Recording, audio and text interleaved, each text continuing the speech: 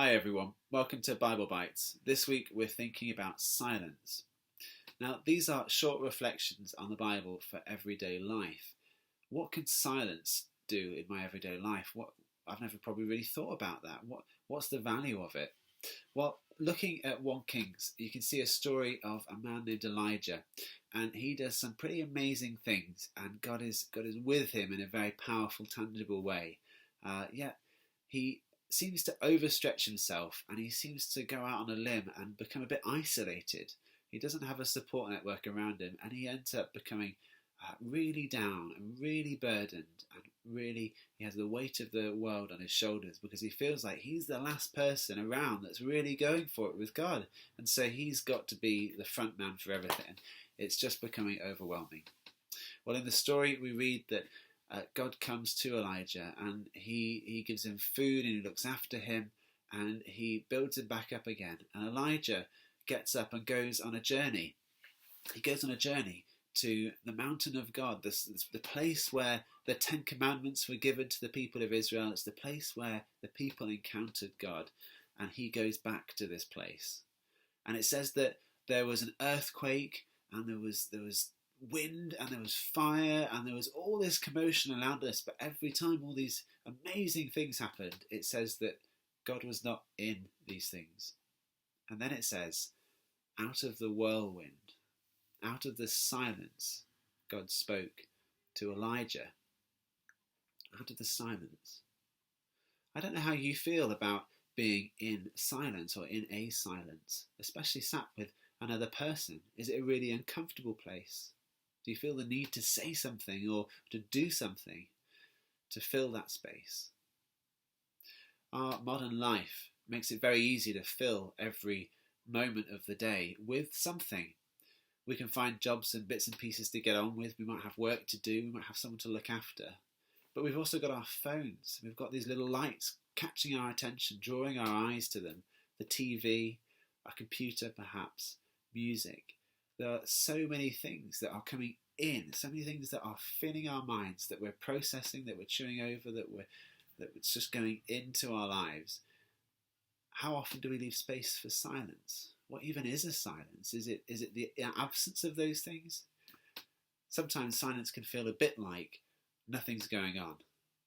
Maybe something should happen because we've got this opportunity, and the silence just sort of almost signifies that I'm missing out.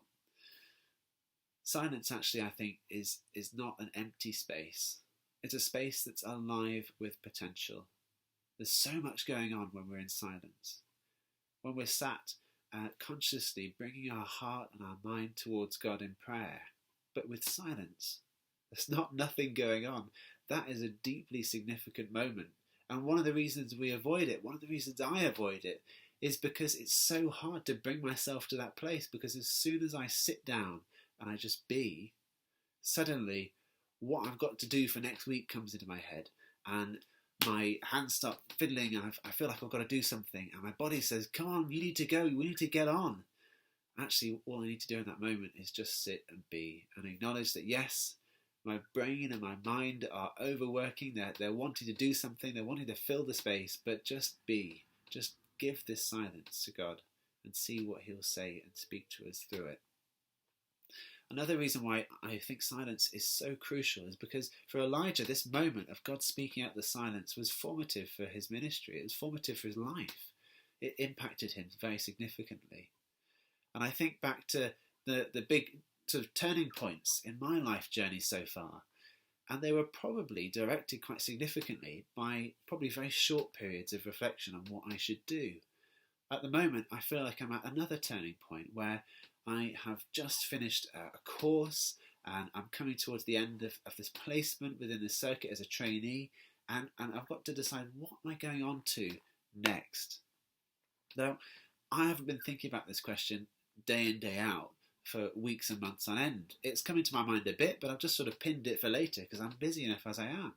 But now I've come to the end of it, I've got some space to think.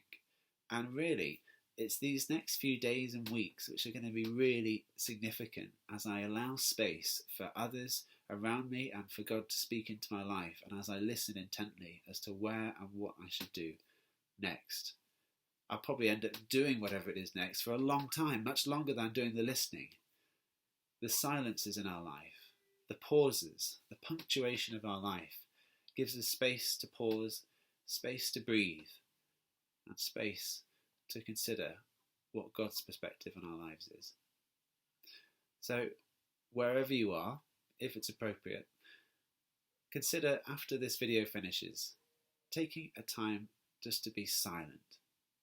Let all the stuff that comes into your head come into your head. Let all the jobs you've got to do happen in your head, and all the worries and let it all happen. And push through that and come out the other side into the space of peace. And see what God is saying through that. He's a still small voice.